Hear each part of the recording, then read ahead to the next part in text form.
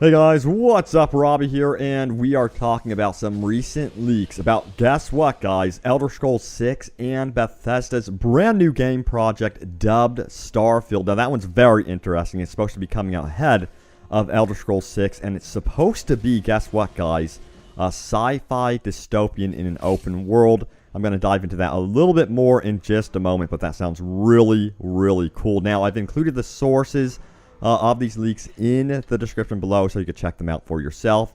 But just a word of warning, take them with a grain of salt. But I imagine a lot of us are extremely excited for whatever Bethesda is working on next. And yes, they will officially be making an appearance at E3 2017 on June 11th. Mark that on your calendar. So let's go over what this leak has to say. So it goes on to say, firstly, I'm speaking only about Bethesda Game Studios here, not the publisher. There will be a few announcements at E3. One is a major new title from Bethesda themselves as well. The two major announcements are Fallout 4 VR and Starfield. They are working on Skyrim VR as well, but they aren't sure if they are going to show it yet since they don't want to take the light away from Fallout 4 VR or Starfield.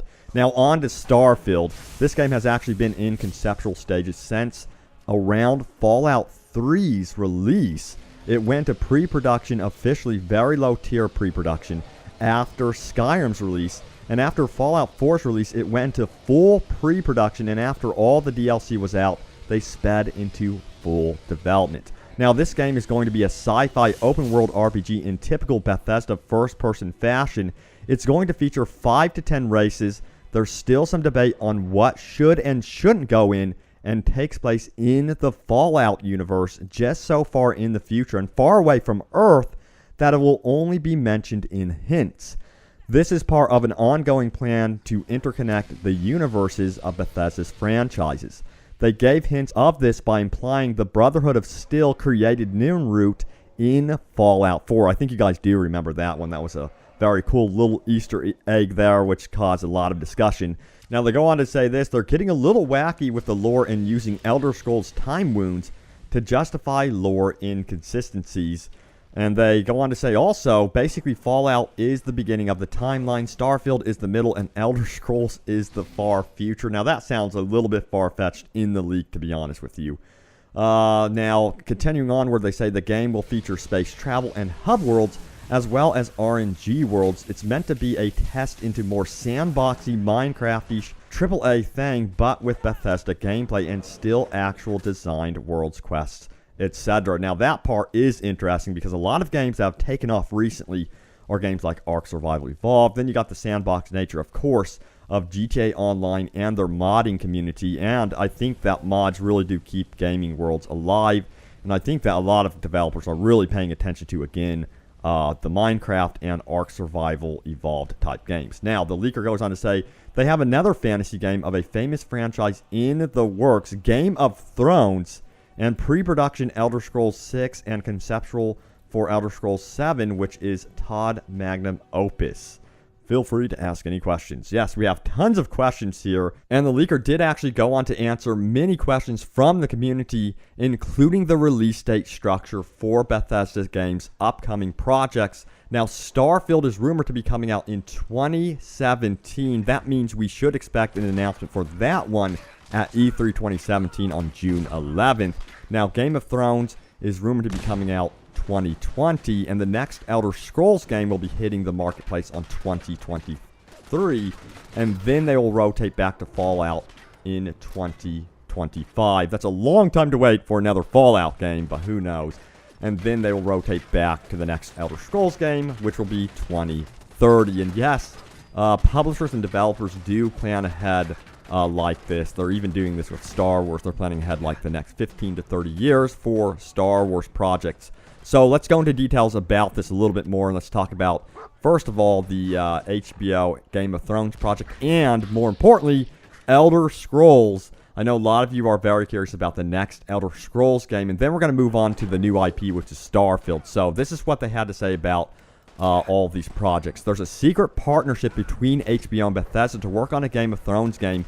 It will be the next AAA game after Starfield. If you're asking about the next Elder Scroll games that are planned to take place on Akavir. It's going to have Bethesda's biggest designed open world yet, and will feature an upgraded and highly advanced version of the settlement system from Fallout 4. Basically, the plot is you're a prisoner sent on an Imperial colonial ship to the continent of Akavir, and this lines up with previous rumors that we would be headed to Akavir. Now, they go on to say the settlement is going to be extremely important because it's even bigger, and you're going to be building colonies on said continent. Again, I go back to Ark Survival Evolved and how big of a game that was. Gaming studios are taking notice to how much players enjoy creating entire settlements, and that goes along with Minecraft, of course.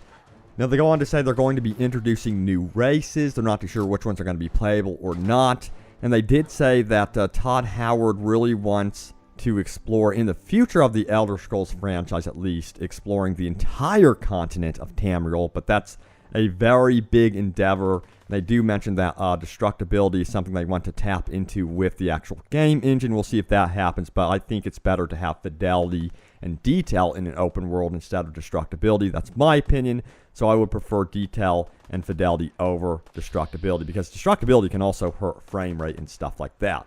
Now, there's some talk about what to expect from the story, but from that, this was very interesting. They said that it's possible that steampunk elements may make it into the Elder Scrolls franchise because of the Dwemer, including flintlock pistols and blunderbusses. Now, this was something that was seen, of course, in Fable. I don't know if you guys are Fable fans or not, but I did really enjoy Fable 2. So I wouldn't mind seeing something like this, but I really do think they need to be very careful. You know, bow and arrows are basically one of the long-range weapons that you can expect in Elder Scrolls games, and they need to be very careful about adding any type of weapons like that.